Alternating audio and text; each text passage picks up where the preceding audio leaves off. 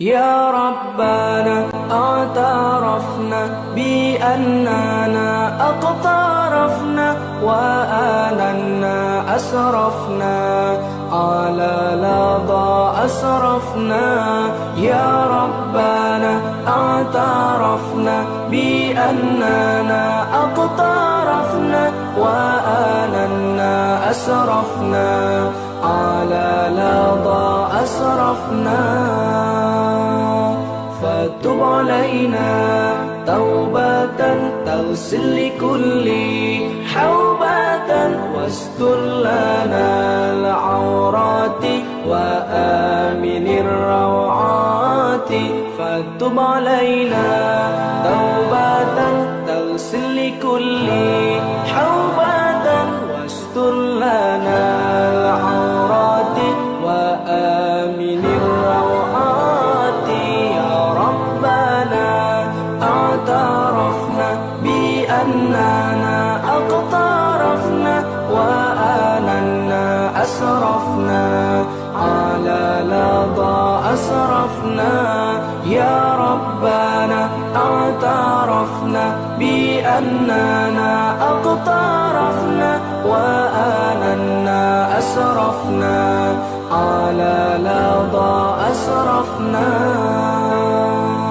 واغفر لوالدينا ربي ومولودينا والآل والإخوان وسائر الخلان.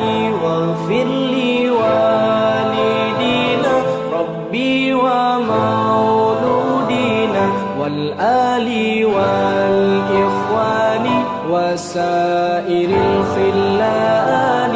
يا ربنا اعترفنا بأننا اقترفنا وآننا أسرفنا على لظى أسرفنا. يا ربنا اعترفنا بأننا اقترفنا وآننا أسرفنا على لظى أسرفنا. فضلا وجودا منا لا باكتساب منا بالمصطفى الرسول نحظى بكل سول. فضلا وجودا منا لا باكتساب منا بالمصطفى الرسول نحظى بكل سول.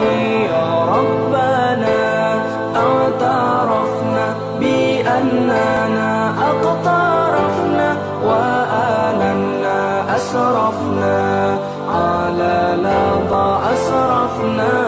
يا ربنا اعترفنا بأننا اقترفنا وآننا أسرفنا على لظى أسرفنا. يا ربنا اعترفنا بأننا اقترفنا وآننا أسرفنا على لظى أسرفنا. يا ربنا اعترفنا بأننا اقترفنا وآننا أسرفنا على لظى أسرفنا.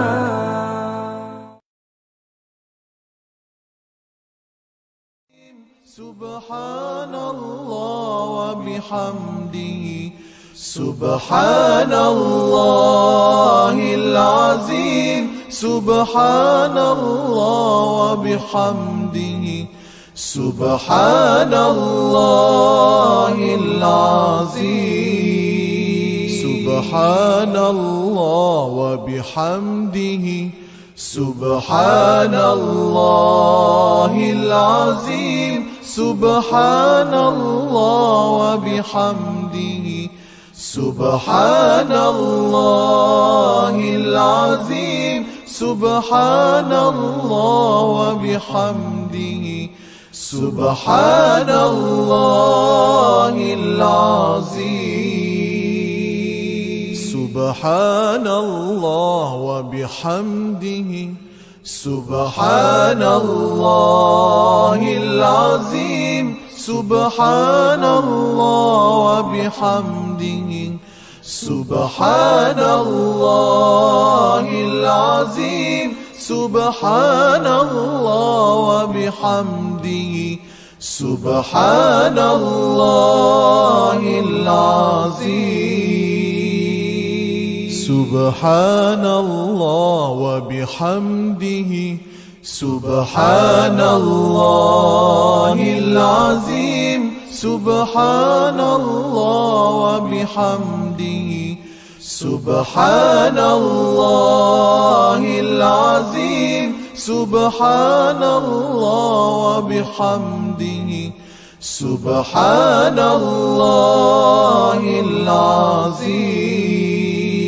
سبحان الله وبحمده سبحان الله العظيم سبحان الله وبحمده سبحان الله العظيم سبحان الله وبحمده سبحان الله العظيم سبحان الله وبحمده سبحان الله العظيم سبحان الله وبحمده سبحان الله العظيم سبحان.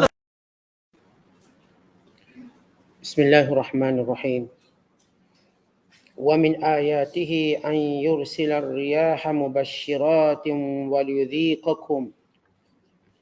وليذيقكم من رحمته ولتجري الفلك بأمره ولتبتغوا من فضله ولعلكم تشكرون. ولقد أرسلنا من قبلك رسلا إلى قومهم فجاءوهم بالبينات فانتقمنا من الذين أجرموا وكان حقا علينا نصر المؤمنين. الله الذي يرسل الرياح فتثير سحابا فيبسطه في السماء كيف يشاء ويجعله كسفا فترى الودق يخرج من خلاله فإذا أصاب به من يشاء من عباده إذا هم يستبشرون. وإن كانوا من قبل أن ينزل عليهم من قبله لمبلسين. فانظر إلى آثار رحمة الله كيف يحيي الأرض بعد موتها إن ذلك لمحيي الموتى وهو على كل شيء قدير. ولئن أرسلنا ريحا فرأوه مصفرا لظلوا من بعده يكفرون. فإنك لا تسمع الموتى ولا تسمع الصم الدعاء إذا ولوا مدبرين. وما أنت بهاد العمي عن ضلالتهم إن تسمع إلا من يؤمن بآياتنا فهم مسلمون. Sadaqallahul Azim. Dan di antara tanda-tanda yang membuktikan kekuasaannya, bahawa ia yakni Allah menghantarkan angin sebagai pembawa berita yang menggembirakan dan untuk merasakan kamu sedikit dari rahmatnya dan supaya kapal-kapal berlayar laju dengan perintahnya dan juga supaya kamu dapat mencari rezeki dari limpah kurnianya dan seterusnya supaya kamu bersyukur. Dan demi sesungguhnya kami telah mengutuskan sebelummu wahai Muhammad rasul-rasul kepada kaum masing-masing. Lalu mereka membawa kepada kaumnya keterangan yang jelas nyata. Kemudian kami menyeksa orang-orang yang berlaku salah mengingkarinya. Dan sememangnya adalah menjadi tanggungjawab kami menolong orang-orang yang beriman. Allah jualah yang menghantarkan angin. Lalu angin itu menggerakkan awan. Kemudian Allah menyebarkan awan itu di langit sebagaimana yang dikehendakinya. Dan menjadikannya berkelompok-kelompok. Lalu engkau melihat hujan keluar dari celah-celahnya. Maka apabila Allah menurunkan hujan itu mengenai sesiapa yang dikehendakinya dari hamba-hambanya, mereka serta-merta bergembira. Dan sesungguhnya mereka dahulu, sebelum diturunkan hujan kepada mereka, adalah orang-orang yang telah berputus asa. Maka lihatlah olehmu kepada kesan-kesan rahmat Allah. Bagaimana ia menghidupkan bumi sesudah matinya dengan tanaman-tanaman yang menghijau subur. Sesungguhnya Allah yang demikian kekuasaannya sudah tentu berkuasa menghidupkan orang-orang yang telah mati. Dan ingatlah, ia maha kuasa atas tiap-tiap sesuatu. Dan demi sesungguhnya, jika kami hantarkan angin menyerang tanaman, lalu mereka melihat tanaman itu menjadi kuning kering, nescaya mereka sesudah itu terus kembali kufur, tidak mengenangkan nikmat-nikmat Allah serta berputus asa. Maka janganlah engkau berduka cita, wahai Muhammad, terhadap keadaan mereka yang demikian. Kerana sesungguhnya engkau tidak dapat menjadikan orang-orang yang mati hatinya itu menerima ajaranmu. Dan tidak dapat menjadikan orang-orang yang peka itu mendengar seruanmu bila mereka berpaling undur disebabkan keingkarannya. Dan engkau tidak akan dapat memberi petunjuk kepada orang-orang yang buta mata hatinya supaya menjauhi kesesatan mereka. Engkau tidak dapat mendengarkan seruan itu melainkan kepada orang-orang yang sedia beriman akan ayat-ayat keterangan kami. Kerana mereka orang-orang yang menurut perintah.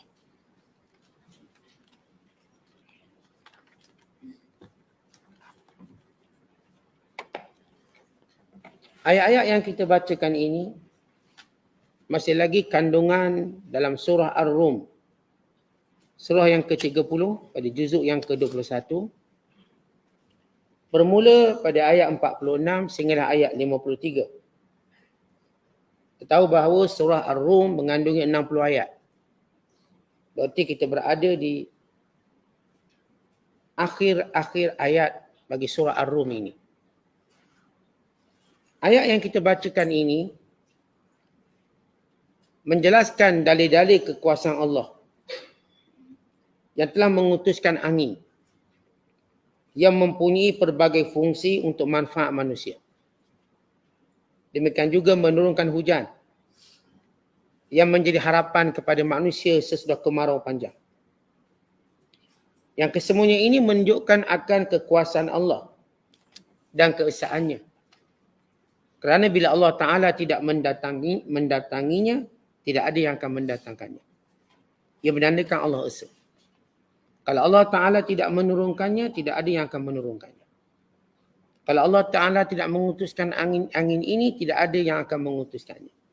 Maka ini tanda keesaan Allah SWT. Dan ayat yang kita bacakan ini juga memberi hiburan kepada baginda sallallahu alaihi wasallam supaya bersabar dengan kerenah orang-orang yang mendustakan ajaran, orang-orang yang menolak Islam, yang berpaling daripada seruan, supaya mereka mengetahui bahawa orang-orang kafir ini yang buta mata hatinya, buta pendengarannya, tidak mungkin boleh berfikir perkara-perkara baik dan melihat kebaikan walaupun terpampang di hadapan mata mereka, walaupun jelas pada pandangan mereka, walaupun terang lagi bersuluh akan dalil-dalil kekuasaan Allah SWT. Maka Allah menyuruh Rasulullah bersabar dengan kerenah-kerenah pada penentang, dengan kerenah-kerenah pada pendusta ini. Kerana kesudahan kepada setiap dakwah itu ialah pertolongan Allah Ta'ala. Dan kesudahan setiap dakwah itu dibinasakan orang-orang yang mengingkarinya. Kalau sebelum ini kita dah baca tentang bagaimana Allah menjelaskan berlakunya kerosakan di muka bumi disebabkan dua dosa utama ataupun dua kesalahan utama. Yang pertama syirik, yang kedua maksiat. Dan ini yang telah kita tegaskan dan kita telah jelaskan pendalilannya bahawa kemusnahan alam sebenarnya, kemusnahan dunia sebenarnya bukan kerana mereka tidak pandai takbir urus. Bukan kerana mereka tidak cekap menguruskannya. Sebagaimana dakwaan setengah manusia. Kerana ketiada kecekapan. Sebenarnya kerana syirik kepada Allah. Dan kerana dosa. Kalau manusia menghindarkan diri mereka daripada syirik dan daripada dosa, maka kita akan melihat kecekapan yang lebih daripada apa yang mereka inginkan. Kerana suatu tindakan yang dihubungkan terus dengan dosa pahala, itulah yang menjadikan manusia cemerlang dan ikhlas dalam amalan mereka. Kerana mereka tahu kalau buat benda ni sama ada dapat dosa. Buat yang ni mereka mungkin dapat pahala jariah kebaikan mereka. Maka sebab itu kita melihat dalam sejarah pemerintahan dunia, bila mana suatu pemerintah itu tunduk kepada perintah Allah dan Rasulnya dan juga menjaga rakyatnya daripada melakukan maksiat, maka datang limpahan keberkatan rezekinya. Tapi ketika mana mereka mengabaikan keimanan kepada Allah dan juga menolak ajakan Nabi SAW, maka berlakulah kerosakan di muka bumi, di darat dan juga di lautan. Dan itu sebagai suatu bentuk azab yang kecil sebelum mereka dipulangkan kepada Allah pada hari akhirat kelak. Dan Allah Ta'ala beri bukti contoh tentang kaum-kaum yang terdahulu yang jauh lebih hebat. Usia mereka, kesihatan mereka, tubuh badan mereka, limpahan kekayaan mereka, strateginya tempat-tempat mereka, suburnya tanam-tanaman mereka, kayanya mereka, akhirnya semua binasa. Bukan korang dia tak pandai bisnes sehingga dia dibinasakan sebab dia kufur pada Allah. Sebab dia buat maksiat. Maka segunung hartanya ditelan sekali, dibinasakan. Bukan orang-orang sabak tak pandai bercocok tanam atau menguruskan negara. Negara mereka amat maju. Tapi kerana mereka kufur kepada Allah, akhirnya bumi Sabak hancur. Tidak tersisa lagi. Demikian juga kaum Samud. Bukan mereka ni tak pandai ilmu ekonomi. Mereka pandai. Dengan mengukir gunung ganang menjadi tempat tinggal mereka. Kesenian mereka tidak boleh dicabar sampai hari ini. Teknologi mereka tidak boleh disingkapkan sampai hari ini. Mereka tinggalkan satu peninggalan bangunan yang kukuh, yang tak ada yang mampu dibuat oleh orang ini. Tapi kerana mereka kufur pada Allah, maka Allah hancurkan. Dan Allah tinggalkan kemodenan itu. Untuk memberitahu manusia kemodenan itu tidak memberi manfaat bila adanya kekufuran. Dan bukannya Fir'aun tak pandai merintah Mesir. Dia dah merintah beratus tahun.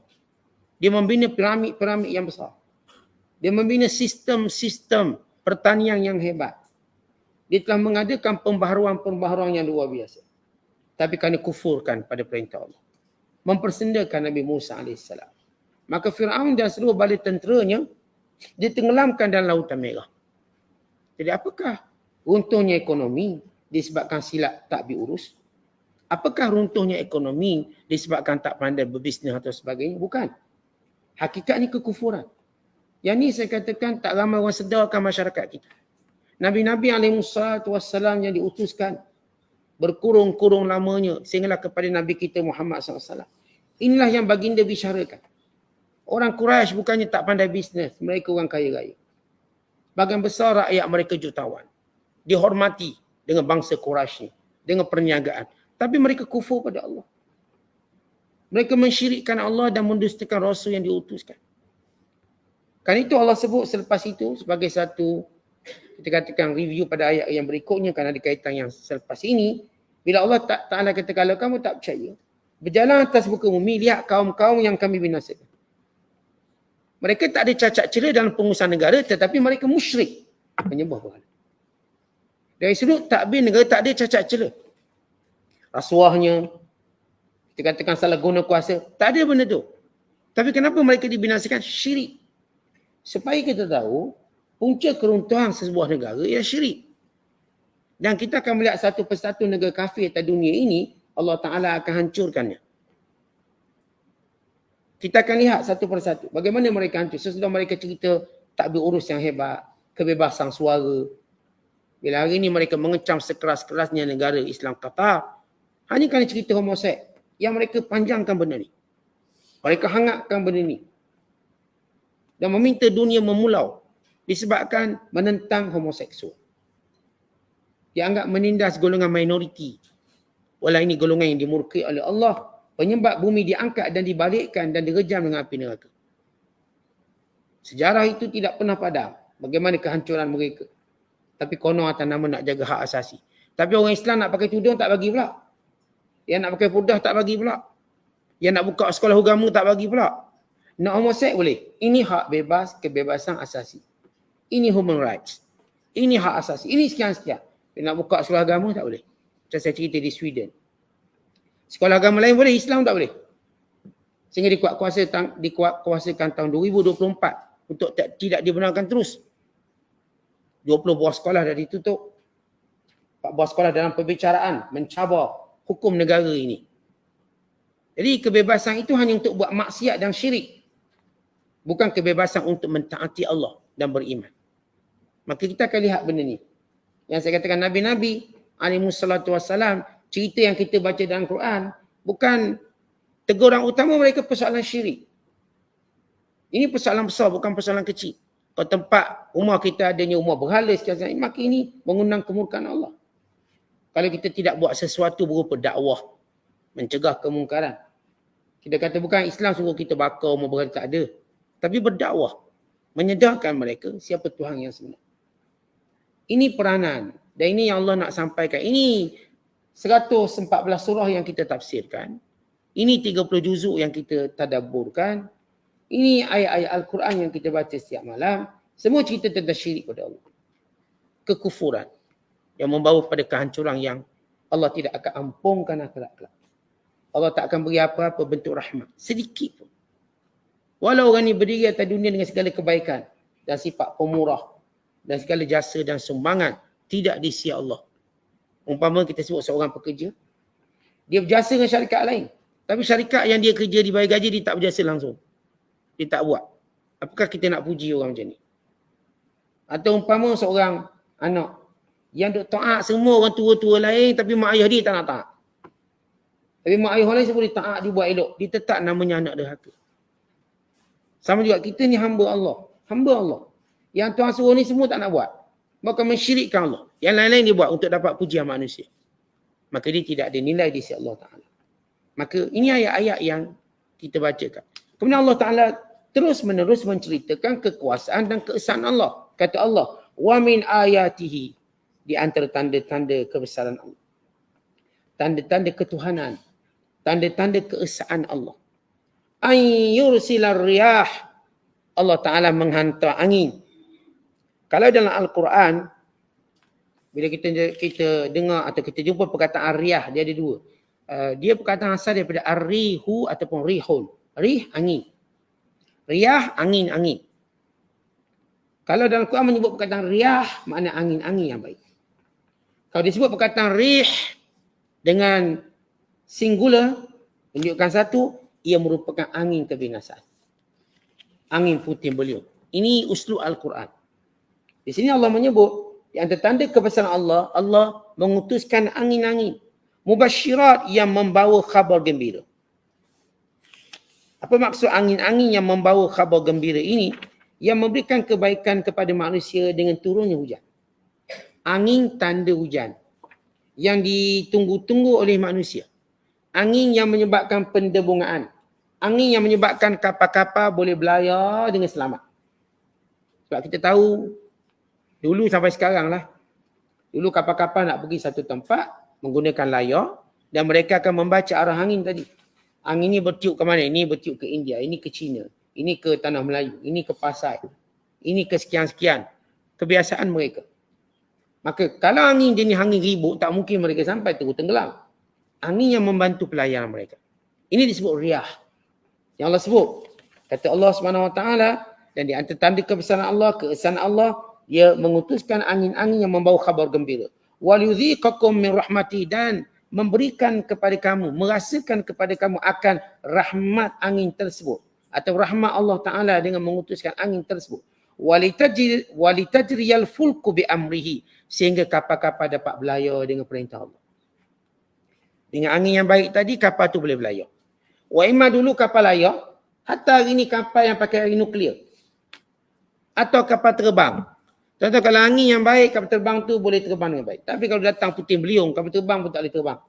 Kapal pun tak boleh berlayar. Semua kena berhenti di pulau. Tu kadang-kadang bila orang mengair, orang biasa kena ribut, dia akan mengair dekat dengan pulau. Senang kalau datang ribut, pergi ke pulau. Hatta kapal-kapal pun dia cuba berlayar di tepi pesisiran. Kalau ada apa-apa, cepat berlindung. Kalau angin yang baik, dia membantu semua. Walaupun kapal tu dah di enjin, boleh bergerak sendiri, angin tu masih membantu ni. Kerana datang angin kuat, maka tenggelam kapal ni. Kapal terbang pun sama. Angin tadi membantu dia. Kalau sekiranya angin tak ada, atau kerana ribut angin, maka dia tak boleh terbang. Maka angin membantu perjalanan. Maka Allah Ta'ala menyatakan, وَلِتَجْرِيَ الْفُلْكُ بِأَمْرِهِ. Maka kapal-kapal berlayar dengan perintah Allah. Dengan rahmat Allah. وَلِتَبْتَغُوا مِنْ فَضْلِهِ. Dan dengan sebab itu, kamu dapat mencari. Dengan keberkatan angin, punca hujan, punca boleh berlayar. Dengan sebab angin, punca pendebungaan, punca semua benda kebaikan daripada angin yang bertiup. Dan cuaca pun sejuk, nyaman. وَلِتَبْتَغُوا. Yang dengannya kamu dapat mencari rezeki. مِنْ فَضْلِهِ. Daripada kurniaan Allah. Sekali Allah sebut rezeki, maka Allah sebut ini kurniaan dia. Kerana rezeki ini bukan kiasannya kita kerja kuat atau kerja-kerja tak kuat. Bukan kiasannya kita fikir jadi macam ni atau jadi macam tu. Saya katakan bila kita cerita tentang rezeki, rezeki ni dia tak datang dengan mikias, dengan kayu ukur otak kita. Saya double degree, saya ada sampai master, sampai PhD, saya akan dapat lebih banyak daripada orang tak ada CJ. Tidak, dia tak akan jadi macam tu. Saya buka kedai 24 jam, 24 jam dalam 7 hari seminggu, saya akan dapat lebih banyak daripada orang buka kedai yang mungkin 10 jam. Tidak, itu bukan kiasan. Bukan kiasan itu. Ada kedai, dia mungkin buka setengah hari, dia untung banyak. Ada kedai buka 24 jam, dia untung tak banyak. Lepas tu malam kena rompak pula. Kalau ikut waktu kerja, dia patut dapat banyak. 24 jam. Ada orang dia kerja keras, patut dapat hasil sekian. Ada orang kerja biasa-biasa je, tapi dapat hasil lebih banyak. Ada orang dia mengaji sampai PhD. Sungguh, tapi rezeki dia sikit. Ada orang tak mengaji pun. Dia dulu masa kelas, dia lah nombor last sekali. Tapi dia yang lebih kaya. Dia lebih kaya, sehingga ada seorang tu, seorang pakar ekonomi. Dia kata, saya duk kaji orang kaya di dunia, semua belajar tak cerdik dia. Jadi buat apa saya hantar anak saya sekolah? Baik saya ajar tu dia meniaga. Ada seorang jutawan terkenal. Dia buat kajian, ni orang kaya atas-atas. Ni semua mengaji tak habis ni. Ni degree tak lepas. Degree tak lepas. Kita kat Malaysia pun sama. Yang kaya tu, ngaji sekolah rendah. Kaya. Supaya kita tahu, bukan kita nak beritahu mana jangan hantar anak sekolah. Bukan, kita bukan maksud macam tu. Maksud kalau kita cerita rezeki dengan kayu ukur pendidikan, kerja keras, ini silap. Kerana ini kurnia Allah. Supaya jangan orang Islam fikir kena kerja keras sampai tak kisah majmu'at, maka dia akan dapat banyak. Kena kerja keras, jangan peduli Ramadan, jangan peduli sekian-sekian, maka dengan itu dia akan dapat banyak. Itu tak betul kiasan itu. Mikias, kayu ukur rezeki, tidak diukur dengan CJ-nya, jumlah jam kerjanya, sekian-sekian atau bangsanya. Oh, kita kata Mak Saleh cerdik. Yang bankrupt penuh Mak Saleh. Kadang-kadang Allah nak kayakan ni bangsa India ni. Kerja, dia kaya. Kadang Allah nak kayakan bangsa Cina ni. Kerja, kaya. Kadang Allah nak kayakan bangsa Arab ni. Kadang Allah nak kaya sekian. Akhirnya semuanya ini supaya kita faham rezeki ini dari kurnia Allah.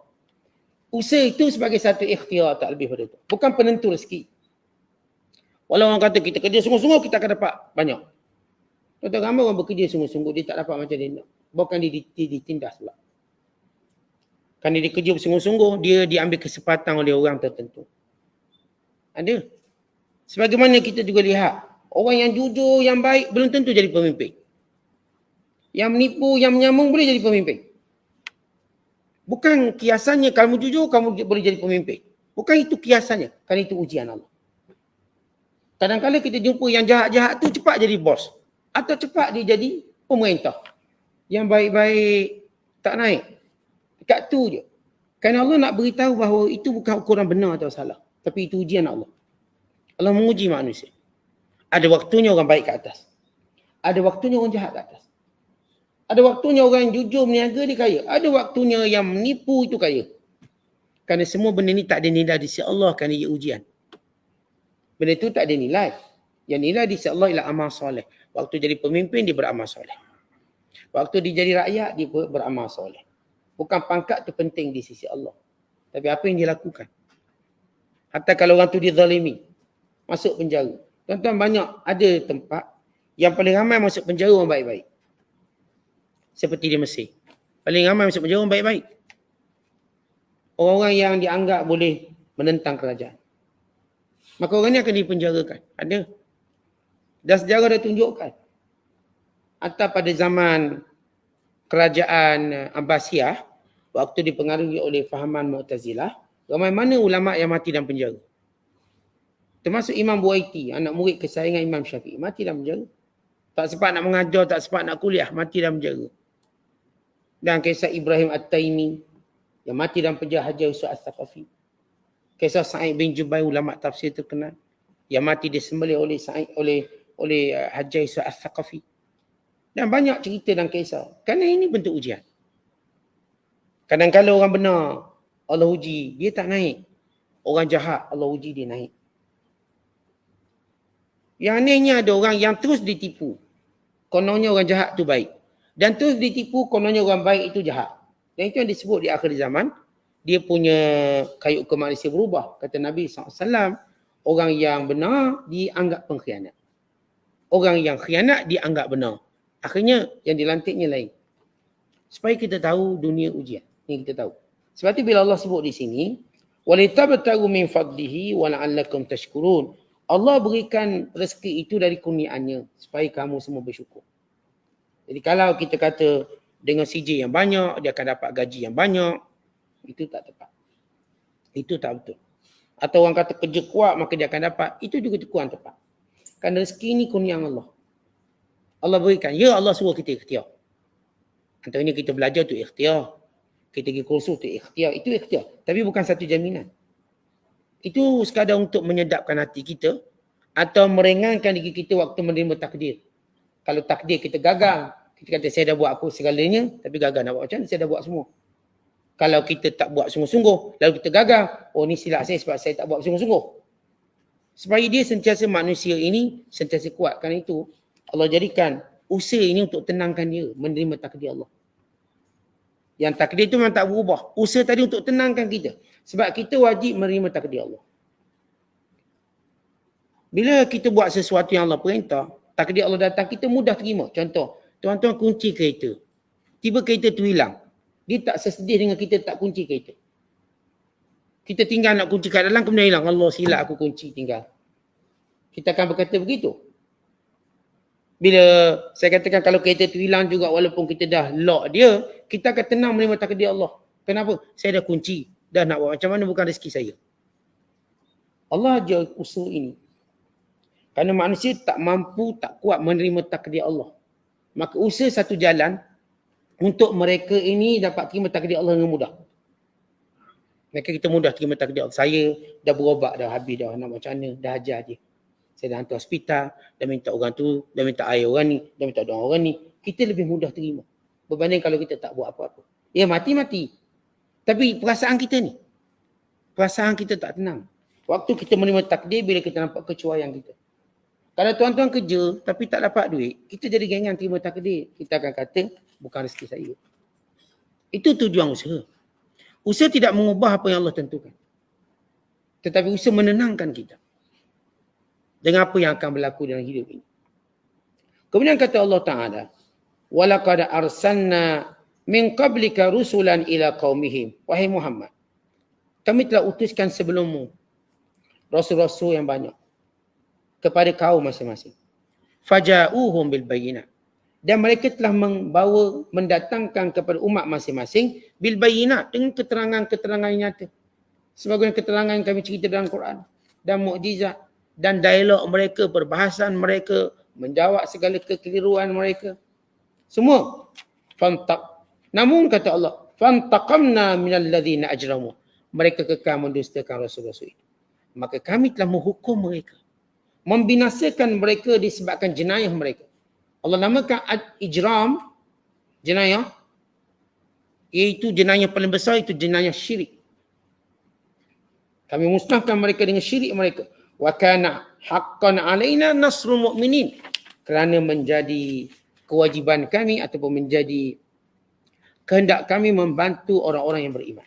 Dalam ayat ni, mula-mula Allah cerita tentang kebesaran Allah, keesaan Allah yang menghantar angin ni. Dalam tu ada tanda kekuasaan. Dalam tu ada tanda keesaan. Sebab kalau Allah tak buat angin, siapa yang buat angin? Takkan ada yang boleh buat. Kalau kita manusia, orang tu tak tolong kita, yang ni tolong kita. Kalau yang ni tak nak perlu kita, yang ni perlu kita. Kerana kita bukan bersifat rasa. Tapi bila Allah tak nak tolong, takkan ada yang tolong. Kalau Allah tak nak turunkan hujan, apakah ada yang boleh digunakan untuk menurunkan hujan? Maka ini keesaan Allah. Maka Allah bila cerita tanda kebesaran Allah, untuk dia ceritakan, dibacakan kepada para musyrik. Maka Allah hiburkan Rasulullah Muhammad. Jangan sedih. Kalau sesudah kamu baca ayat ini, mereka tetap mengingkari kamu. Kami telah utuskan Rasul-Rasul yang banyak kepada kaum masing-masing. Dan kaum masing-masing juga kerenah sama macam kaum kamu. Lalu khabar gembiranya, kami binasakan orang. Kamu tetap menang. Kami akan tetap bantu orang beriman. Berkait dengan ayat ini, bila Allah Ta'ala menyatakan, penting untuk kita faham ayat ini, bila Allah menyatakan, wa kana haqqan alaina nasrul mu'minin. Menjadi suatu kemuliaan dan suatu hak untuk kami bantu orang beriman. Allah beritahu, Allah akan bantu orang beriman. Dan membantu orang beriman juga memberi maksud, Allah akan bantu orang yang bantu orang beriman. Sebab itu tuan-tuan sekalian, semua benda, kalau kita bantu orang beriman, untuk dia buat baik, maka Allah juga bantu kita. Kalau kita bantu orang beriman, untuk mengelakkan keaiban berlaku padanya, maka Allah juga tolong kita. Berdasarkan hadis Nabi SAW, Nabi menyatakan, wallahu fi aunil abdi ma kana al-abdu fi auni akhi. Allah menolong hamba yang tolong hambanya. Dan hadis Nabi SAW, man kana fi hajati akhi, kana Allah fi hajati. Siapa yang memenuhi hajat saudaranya yang beriman, Allah akan penuhi hajatnya. Dan sebagaimana kata Nabi SAW, li'an yamshiya ahadukum fi hajati akhi, khairun lahu min an ya'takifa fi masjid hadha. Seorang dia keluar rumah dia untuk memenuhi keperluan saudaranya, hajat saudaranya, lebih baik daripada iktikaf di masjid aku selama sebulan. Lebih baik lagi, bagus. Bila satu hadis untuk kita jelaskan ayat ini yang diriwayatkan oleh Imam Tirmizi daripada Abi Darda radhiyallahu ta'ala anhu, aku mendengar baginda sallallahu alaihi wasallam bersabda, ma mimri'in muslimin yaruddu an irdi akhihi illa kana haqqan 'ala Allah an yarudda anhu nar jahannam yaumal qiyamah.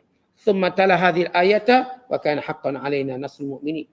Kata Nabi SAW, tidak ada mana-mana orang Islam yang menjaga maruah saudaranya, maka Allah akan menjaga dirinya daripada masuk api neraka pada hari kiamat kelak. Kemudian Rasul pun baca ayat ini, wa kana haqqan 'alaina nasrul mu'minin. Maksudnya tuan-tuan, kita hari ini kena tolong orang beriman. Bantu orang beriman. Kalau orang beriman ada keaiban, yang keaiban tertentu, tutup keaibannya. Kalau dia ada kelemahan-kelemahan tertentu, maka baiki kelemahannya. Bersifat membantu. Bukan bersifat nak jatuhkan orang beriman, kemudian nak naikkan orang kafir. Bukan begitu. Orang beriman mesti tolong orang beriman. Kita kalau tolong orang beriman, maka Allah tolong kita. Tapi kalau kita tolong orang kafir, Allah tak tolong kita. Dengan maksud meletakkan dia bukan pada tempat dia. Artinya orang beriman yang saya kata selalu berlaku dalam dunia Islam. Orang Islam ni kalau mereka tengok saudara beriman mereka ada kelemahan, mereka buruk-burukkan. Tapi kalau orang kafir ada kelemahan, mereka diamkan. Akhirnya keluarlah teori mereka. Orang kafir yang adil lebih baik pada orang Islam yang zalim. Akhirnya keluar teori itu. Kenapa? Teori untuk dia melihat dan menutup keaiban orang kafir. Dan namanya kafir dah zalim dah. Kerana Allah Ta'ala menyatakan dalam Al-Quran, wal kafiruna humuz zalimun. Dan bermula orang kafir, dia mereka yang zalim. Sebab mereka dah zalim diri mereka sendiri. Dengan tidak beriman kepada Allah. Kita, bila ada keaiban orang beriman, kita duduk kebel seluas-luasnya. Tapi kalau keaiban tu orang kafir, kita duduk backup sebackup-backupnya. Maka ini yang menjadikan orang kafir ada laluan untuk mengatasi orang Islam. Sedangkan orang kafir bila ada keaiban sesama mereka, mereka diam. Mereka diam. Mereka tak besar-besarkan. Supaya orang kafir itu dia beri peluang. Jadi, minzar ataupun Gambaran orang Islam hari ini dah mulai cacat. Akhirnya dah ramai dendangan berkata, baik orang kafir pada orang Islam. Baik orang kafir pada orang Islam. Seolah orang Islam dah zero orang baik. Orang jujur, orang bijak, orang hebat. Bila yang berjaya itu pelajar kafir, disensasikan. Yang beriman didiamkan. Salah orang beriman tak berjaya. Maka ini keburukan yang berlaku pada umat Islam hari ini. Yang saya kata orang Israel Yahudi, antara benda yang mereka pakai, mereka takkan aibkan sesama mereka. Mereka gaduh dalam pilihan raya. Gaduh. Tapi begitu takkan sampai ke. Mereka akan tutup. Kita dengar macam Yahudi bersatu. Walau mereka juga gaduh. Tapi mereka tutup keaiban. Mereka tak cerita jenayah orang Yahudi kepada orang luar. Ni ayah Yahudi yang menipu, merompak, mereka tak cerita kat luar. Sama-sama mereka selesaikan sama-sama mereka. Tapi kita terbalik. Mana-mana orang kafir yang baik, kita highlightkan sungguh-sungguh. Orang beriman yang baik tenggelam dalam lumpur orang kafir. Akhirnya keluarlah teori. Orang kafir yang adil lebih baik pada orang Islam yang zalim, yang jahat. Orang kafir yang jujur baik pada orang Islam yang rasul. Macam tak ada orang Islam. Dia dah beri satu perbandingan menutup kelemahan ataupun menutup kemuliaan orang Islam. Kata orang Islam yang baik ramai. Tapi mereka tidak diangkat. Yang jujur ramai. Yang berbakat ramai. Kerana mereka ini hamba Allah yang sebenar. Tapi mereka tidak mau diangkat. Yang diangkat orang kafir. Akhirnya piawai yang dah rosak. Maka Allah tak akan tolong orang kafir. Allah akan tolong orang beriman. Sebab itu, kalau kita tutup keaiban orang beriman, walaupun keaiban ni ada banyak jenis. Kita cerita tentang kategori aib yang boleh ditutup. Ya, ada aib yang tak boleh ditutup bila dia melampau-lampau secara berbangga melakukan keaiban tadi. Ataupun keaiban tadi berkaitan dengan maslahat yang besar. Itu perlu diceritakan. Kita dah belajar bab mengumpat. Ada 6 keadaan yang dibenarkan. Hukum umum tak dibenarkan. 6 keadaan itu semua berkaitan dengan maslahat yang besar. Maka boleh kita cerita. Maka ini asas yang perlu kita tahu. Kalau kita menjaga keaiban orang beriman, Allah jaga keaiban kita. Kita mempertahankan maruah orang beriman, Allah Ta'ala akan pertahankan kita ataupun lindungi kita daripada neraka kelak. Dan Rasulullah baca ayat ini. Wa kana haqqan alaina nasrul mu'minin. Kemudian Allah Ta'ala menyebut sesudah menjanjikan pertolongan pada orang beriman. Allahul ladzi, dan dia Allah. Yursilur riyah, yang telah mengutuskan angin-angin. Fatuthiru sahaba, lalu menghimpunkan awan-awan. Fayafsutuhu fis sama', lalu dibentangkan di tengah langit ataupun berada di tengah langit. Fayafsutuhu fis sama' kaifa yasha', Allah tetapkan di langit di tempat mana yang Allah kehendaki. Artinya Allah akan sebarkan awan-awan yang ditiup oleh angin tadi tempat yang Allah kehendaki. Kat mana hujan? Allah hantar angin. Anginnya akan mula menghimpunkan awan-awan. Lalu awan ini berada setempat. Kemudian Allah gerakkan awan ini untuk berada di tempat yang Allah kehendaki untuk hujan. Untuk berlaku hujan. Kata Allah SWT, wa ij'alahu kisafa, lalu Allah Ta'ala menurunkan hujannya. Fataral wadqa, lalu kamu melihat rintik-rintiknya. Yakhruju min khilalihi, turun antara celah-celahnya. Artinya, bila Allah nak cerita bagaimana proses hujan itu berlaku. Proses hujan itu berlaku, angin. Dimulakan dengan angin. Meniup awan, menghimpunkan awan. Lalu awan itu disererakkan ke tempat yang dikehendaki hujan. Maka dari awan itu mula turun rintik-rintiknya. Rintik-rintik ini telah memberikan kegembiraan kepada orang menunggu hujan yang lama. Kata Allah, فَإِذَا أَصَابَ بِهِ مَنْ يَشَاءُ, maka hujan ini menimpa pada siapa yang dikehendaki. Min ibadihi, di kalangan hambanya. إِذَا هُمْ يَسْتَبْشِرُونَ, lalu mereka pun bergembira. Gembira kelakon lama tak hujan. Tentu kita kemarau panjang, panas, menyengat. Habis tanaman kering, layu. Ternakan juga mati. Kepanasan yang melampau. Bukankah dengan titikkan hujan itu mengembirakan kita? Dengan wadqa. Turun titik, dah hujan, gembira, seronok. Lalu mereka keluar beramai-ramai. Supaya ditimpa pada badan-badan mereka. Sebab itu Abdullah bin Abbas, radhiyallahu ta'ala anhuma, dia bila turun hujan, dia akan keluar dari rumah dia. Supaya hujan itu menimpakan dirinya. Dan dia mengeluarkan pakaian-pakaiannya supaya hujan itu menimpa pakaian-pakaiannya. Untuk tunjukkan keberkatan hujan. Kata kita kalau jadi selalu hujan tak rasa sangat. Negara yang jarang hujan, lama tengah hujan, bila turun seronok. Titikkan hujan tadi sudah jadikan kita seronok. Sebab itu sunat kita mendedahkan diri kita pada hujan. Orang kita lain dia hujan dia pakat berlari. Berlari-lari dia hujan. Kita mendedahkan diri pada hujan yang penuh barakah. Ini. Kita duduk lari-lari akhirnya terguling, tergolek je tu. Licin. Tetapi bila hujan jangan berlari jalan je. Ia hujan yang barakah. Bahkan kita berdoa Allahumma sayyiban nafi'ah. Ya Allah hujan yang berkat. Khususnya bila hujan lama tak turun. Maka bergembira dengan hujan sebagai satu rahmat. Kata Allah. Wa in kanu min qabl. Mereka sebelum ini, sebelum turun hujan. An yunazzala alaihim. Sebelum diturunkan hujan atas mereka. Min qablihi lamublisin. Sudah hampir putus asa. Allah tak turun-turun hujan. Hampir putus asa ni hujan tak turun-turun. Lalu mereka merasa mati dah kami. Tiba-tiba turun rintikan hujan. Allah nak beritahu besar nikmat hujan. Tak ada hujan ni kalau Allah tak turun. Dia kalau ikut undang-undang kaji cuaca ni. Hujan kalau tak turun seminggu atau 2 minggu dah boleh isyak darurat. Ni yang pangan dah boleh kering lah. Hujan ni kalau tak turun. Dunia atau mana-mana tempat tak ada hujan habis. Orang tak nampak nikmat hujan. Orang cuma nampak batang air SAJ tu nikmat. Hujan dia tak nampak. Ni air free. Air sejuk yang menyamankan. Ada di satu tempat, mereka tadah air hujan sehingga menjadi sumber air yang paling baik. Tadah air hujan, besar-besar letak. Kita zaman dulu kan jenis tadah air hujan. Tadah dalam tempayan, tadah dalam sekian-sekian. Kita gunakan. Allah beri air free pada kita. Hujannya, laut, sungainya, laut. Tapi tak ramai orang memulihkan air free tu. Dia nak suruh air bayar juga, dia nak bayar juga. Air free Allah bagi ni. Ni kalau kita tadah pakai tong-tong dapat 300-400 liter. Seminggu boleh siram pokok. Tapi kita nak air bayar juga. Nak air bayar. Tiba kita cerita tak ada air. Allah bagi air. Ni nikmat ni orang tak sedar, nikmat hujan. Yang airnya air yang paling baik yang ditapis, jernih turun. Air hujan ni dia turun jernih. Daripada air laut yang masih berlaku proses sehingga turun air hujan yang amat sejuk.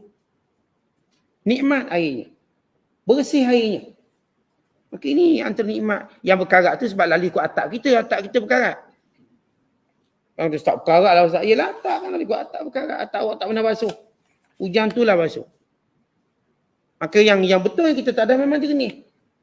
Nikmat yang hebat. Dan kita tahu di antara tanda kiamat. Allah Ta'ala akan sekat ataupun Allah halang. Allah jadikan langit tidak menurunkan hujan. Antara sebabnya bila orang tak nak keluar zakat lagi. Tentu kita berada pada zaman orang kalau buat income tax dibayar, zakat tak bayar. Income tax dia takut sangat, nanti kena kejar tak pergi luar negara. Maka dia takut. Tapi zakat dia buat lebih kurang. Kerana tak ada hukuman. Yang aneh kita tuan, aneh. Kita dah merdeka lama dah. Belum ada undang-undang mewajibkan zakat. Dah lama. Income tax ni benda-benda baru tapi dah wajib bayar. Wajib. Kadang-kadang baru grade dah kena bayar income tax.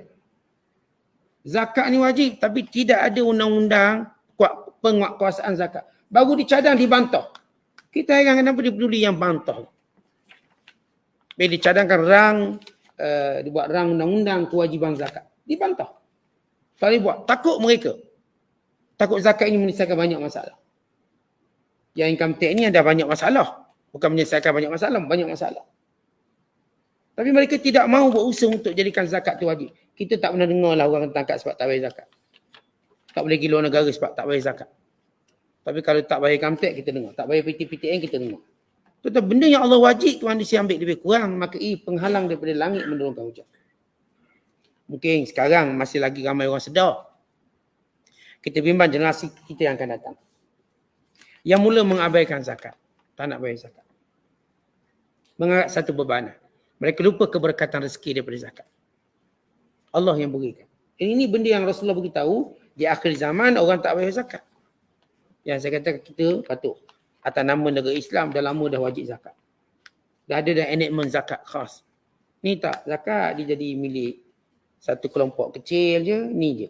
Kalau tuan-tuan tak bayar tak kena apa-apa. Lama mana pun tak bayar tak kena tunggak tak ada apa. Kalau kita nak bayar pun atas inisiatif kita sendiri. Sebab kita nak bayar. Kalau kita tak nak bayar, tak ada orang boleh buat apa. Maka ini betapa yang hukum Allah yang jelas dan keras itu mereka buat lebih kuat. Bayangkan yang mempermainkan hukum Allah sedangkan duduk di bumi Allah. Maka Allah ingatkan manusia hal ini. Lalu kata Allah Ta'ala, Fanzur, lihat, ila athari rahmatillah, kesan-kesan rahmat Allah daripada hujan yang turun. Tuan sebab hujan turun, empangan penuh balik. Air ada semula. Tanah subur kembali. Ternakan membiak dengan cepat. Kita pun nyaman kembali cuaca udaranya. Semangat kembali bekerja. Maka kata Allah, lihatlah kesan-kesan rahmat Allah. Allah bila turun satu benda, kesannya banyak. Kepada kebaikan kita manusia. Turunnya hujan, tapi kesannya pada semua. Pada semua. Baik bumi, yang hidup padanya tumbuh-tumbuhan, baik ternakan, yang punya sumber makanan yang banyak. Contoh kalau kita tengok apa nama ni. Ni Animal Planet. Binatang yang berhijrah. Binatang dihijrah kat Afrika tu, dihijrah cari apa? Cari air. Yang kedua menunggu hujan. Ni berjuta-juta binatang. Bergerak je binatang. Sana ke sini. Mencari rumput tempat di mana hujan. Bila hujan turun, maka binatang ni makin banyak di situ. Sumber air dan tanaman mula menghijau. Selepas turun hujan, kesannya. Ni binatang yang sentiasa mencari hujan. Supaya kita tahu besar fungsi hujan. Pada kita manusia. Kata Allah Ta'ala. Kaifa fanzur ila athar rahmatillah. Lihat kesan itu, tanda itu sebagai kiasan. Kaifa yuhyil arda ba'da mautiha. Bagaimana Allah menghidupkan bumi sesudah mati kering kontang. Inna dzalika, yang demikian itu benda yang sama. La muhyil mauta, Tuhan yang menghidupkan orang mati. Contoh yang Allah turun hujan, Allah suruh kita tengok fikir. Kiasan yang samalah bila nanti Allah hidupkan manusia. Manusia ni akan mati kering kontang mayat dia. Kan kita, bila kita nak mati, yang tertanda nak mati, air tak boleh diterima oleh badan. Kerana itu proses perebutan dan kering badan kita. Lagi kita boleh minum air, kita tak mati lagi. Dan memang kita nak mati, maka air cocok semua tak boleh masuk. Dia tendang keluar air ni. Kenapa? Mula proses pengeringan dalam badan kita. Air mula keluar daripada badan. Tak ada. Mula berlaku perebutan kita. Persis seperti tanaman yang repuk. Persis seperti tanah yang kering kontang. Kering mayat kita. Maka kata Allah, kemudian Allah menghidupkannya sama sebagaimana Allah menghidupkan tanah-tanah yang kering kontang. Kiasan yang sama. Kemudian kata Allah, wa huwa ala kulli syai'in qadir. Dan Allah berkuasa atas tiap sesuatu. Wala in arsalna riha. Dan lepas Allah menyebut nikmat angin yang membawa rahmat. Allah sebut pula angin yang boleh bawa malapetaka. Sebab itu Allah menyebut dengan perkataan singular. Mufrad. Wala in arsalna riha. Dan kalau kami hantar kepada mereka itu angin. Ayat sebelum itu angin-angin. Riyah. Yang ni angin. Dan uslub ta'bir Quran, kalau sebut angin, maknanya kebinasaan. Kalau sebut angin-angin, artinya rahmat. Angin yang bawa rahmat. Kerana angin-angin yang punya fungsi pelbagai. Kalau sebut rih, dia cuma ada satu fungsi, memusnahkan. Yang namanya angin puting beliung, dia ada fungsi banyak ke tak? Satu dia fungsi dia, musnahkan. Dia angkat semua tanah, bangunan semua. Manusia, kenderaan semua dia angkat. Sifatnya memusnahkan. Tapi kalau angin-angin, sebagainya penyebab hujan, sebagainya untuk kapal bergerak, sebagainya untuk pendebungan, sebagainya untuk kenyamanan, sebahagian dia banyak. Dipanggil rih, angin dengan fungsi yang banyak. Tapi kata Allah, wala in arsalna riha, dan kalau kami hantar kepada manusia itu satu angin yang kuat, fara'auhu musfarra, mereka akan lihat semuanya hancur kekuningan. Kuning layu hancur. Baik orangnya, baik tempat semua. La dhallu min ba'dihi yakfurun. Tapi perangai manusia. Walaupun dah lihat kebinasaan demi kebinasaan, mereka kekal kufur kepada Allah Subhanahu Wa Taala. Baik, Allah Ta'ala nak ceritakan bahawa Allah bila beri nikmat yang banyak, mereka tak pernah syukur. Dan Allah bila beri mereka pula dengan kemusnahan, mereka juga tak nampak itu datang dari Allah. Lalu mereka berputus asa.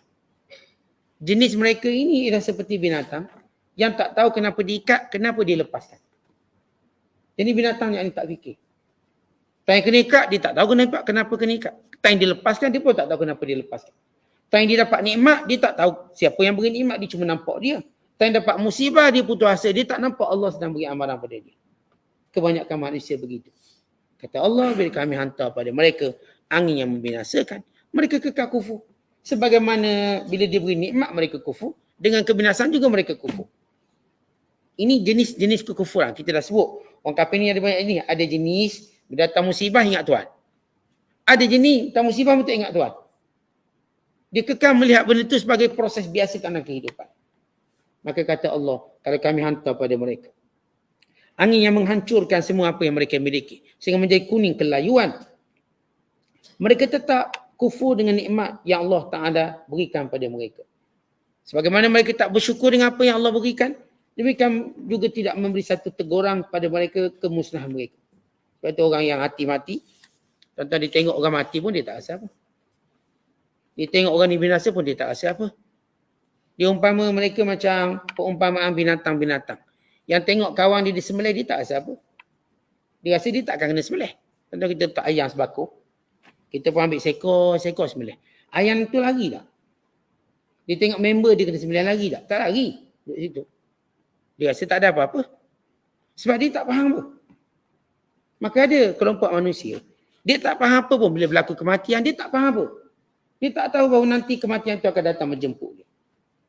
Datang kemusnahan, dia tak faham apa. Dia tak faham pun nanti kemusnahan itu akan menimpa dia. Kan manusia yang tidak punya akal fikiran. Ini yang Allah sebut pada ayat yang berikutnya tentang bagaimana kelompok manusia ini yang mati hatinya, mati telinganya, mati pemerhatiannya. Mereka ini tidak mampu untuk berfikir dengan apa yang ada di hadapan mereka. Kerana itu dia punya hijabnya tebal sangat. Orang-orang yang hatinya tertutup. Kenapa tertutup? Apakah kesan atau sebab tertutup? Kerana mereka tidak mau dengar kebenaran yang Nabi bawa. Tak nak dengar dan tak nak fikir. Tapi anehnya hal dunia mereka dengar dan mereka fikir. Tapi kalau bab-bab kebenaran ini mereka tak nak dengar dan mereka tak nak fikir. Kerana itu mereka menjadi buta hati dan buta telinga mereka. Pekak telinga mereka. Jadi apa pun yang berlaku di hadapan mereka berupa tanda-tanda kebesaran Allah tidak pernah dipedulikan oleh mereka. Kau ni binasa, kau ni hancur. Bagi mereka biasa je. Ini orang Quraisy lalu dekat Madain Soleh dah tengok. Lalu dekat Hadramaut dah tengok. Lalu dekat kawasan Syam dah tengok. Semua dah tengok. Tapi mereka kekal kufur. Sebab mereka tidak pernah berfikir. Ini antara jenis watak manusia. Wallahu a'lam. Assalamualaikum.